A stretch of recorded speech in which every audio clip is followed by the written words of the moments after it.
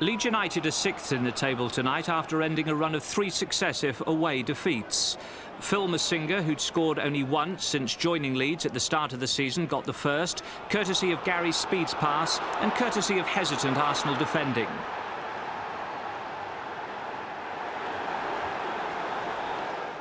It looked as though it would stay like that, but then a frantic last 5 minutes at Highbury.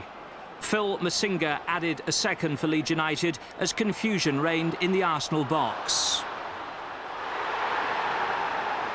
Another horror moment for the Arsenal defence and reserve goalkeeper Vince Bartram, as Merson could hardly believe his luck. Now enter Andy Linegan, who'd come on as a substitute. He met Lee Dixon's cross to give Arsenal a glimmer of hope. 2-1.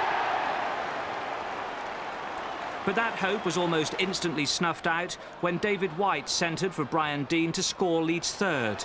Arsenal manager George Graham likened his team's performance to a Shakespearean comedy.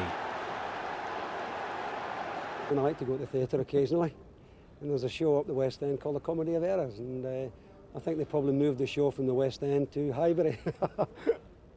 As far as this week's concerned, how difficult was today for you at Highbury, with all the publicity that you've had? Well, it wasn't difficult because a lot of the publicity really is a bit hysterical, especially from some of the media. You know, I'm quite comfortable in my position, and so are the club. I'm just letting it take its course. We've been to the inquiry. We're very willing and very helpful at the inquiry, and there's no reason why I should feel